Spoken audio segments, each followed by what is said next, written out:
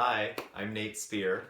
I'm a practicing astrologer and researcher, and I'm here to give you a little bit of a forecast of the cosmic weather that we can experience in our physical lives and also our emotional lives over the course of this week. Basically, this week we're inclined to feel a lot of floods of passionate feeling, and it can take on a quality of not being very clear, of actually being kind of confusing, and there's this kind of hunger for clarity going on. And it's important for us to remember over the course of this week that confusion is a stepping stone to clarity. Confusion is a stepping stone to clarity. And we're inclined to feel this in a lot of different ways, both on political levels and in terms of our culture and what's going on with the election, and also personal levels in terms of our relationships to our loved ones. And the challenge that we have presented to us this week by the cosmos is really to stay with it, to stay with the feelings of confusion and with the ambiguous floods and the turmoil and fogginess of everything, instead of withdrawing into our fantasy world or into our ideas, because that's what we're very inclined to do when things get really rough and the tides get really strong and our vision gets all fogged up by everything. So especially this week, we're inclined to have these feelings of wanting to cover ourselves over with a veneer or with a perfume or with a story that we tell the world about ourselves that makes us feel like everything is going really well and like we're hot and all that kind of stuff. And the challenge we have presented to us is to actually feel our humanity and share our hearts instead of do everything with that veneer as the week goes on. So how did we get here? Well, Saturn, the lord of structure and the lord of karma, has been, getting into bed with Venus, the planet of beauty and relationships, over the end of the week and the weekend. And what that basically is a recipe for is the structures and boundaries in which our relationships can have space for our own freedom and genius are being called into question. So what are the structures and boundaries in which my relationships can live in such a way that my freedom can be alive and can be circulating and flowing? And this week there's a little bit of a twist to that, in that Chiron, who's the wounded healer, so brings up wounds and also brings up possibilities for healing those wounds, is making a challenging angle to Venus, again, Aphrodite, the goddess of love and beauty and relationship and art. A couple of weeks ago, if you recall the forecast, the wounded healer made a supporting angle to Venus. So wounds and relationships were kind of flowing together. There was a sense with our loved ones that conversations were being opened up, and there was the possibility that emotions could be aired and that it was okay and there was space and support for it. Well, this week there might be something similar, but it's actually a harder angle, so we may feel our original wounds a little bit more acutely, and there's a much stronger desire for clarity. We want to be clear about our boundaries. We want to be clear about what we want in our relationships. There's a strong hunger for clarity. And that also means, though, that there's a stronger potential for healing, and there's a stronger potential for articulating what our sense of woundedness actually is.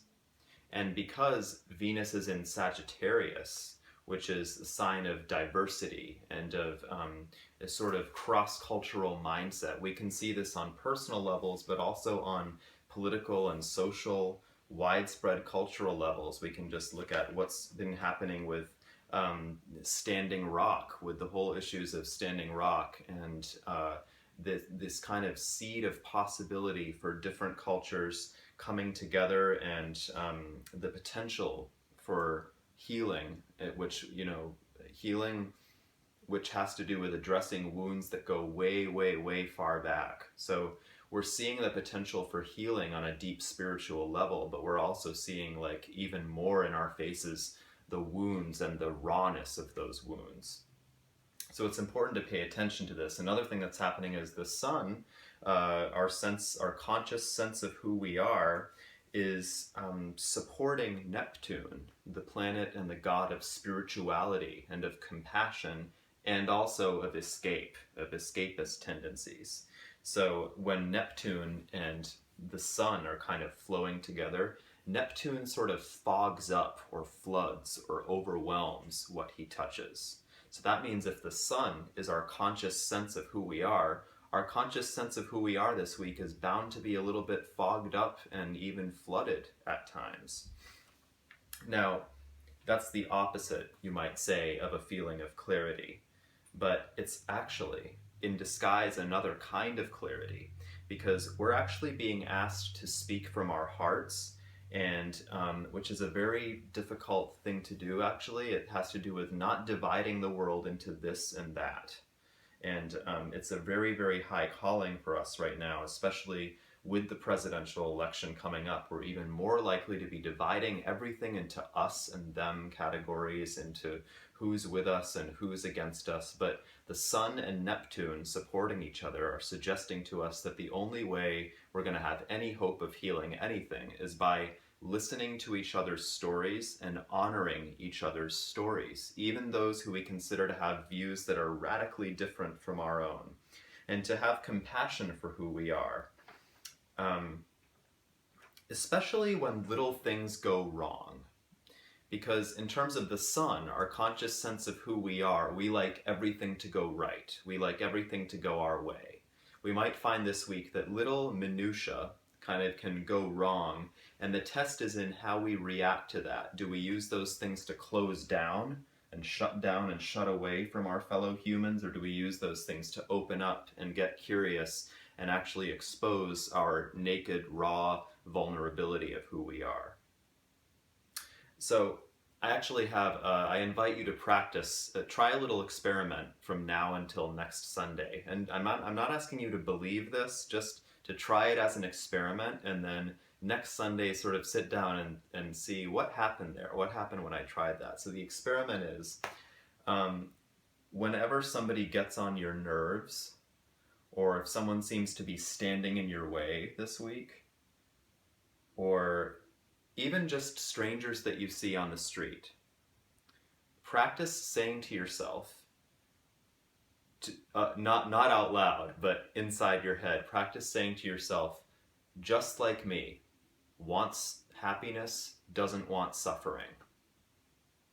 Because that's the whole key this week, is sort of feeling our sense of collective humanity together. So whether it's someone who really pisses you off, or if it's just a stranger in the grocery store or, down the street, say to yourself on the inside, just like me, wants happiness, doesn't want suffering.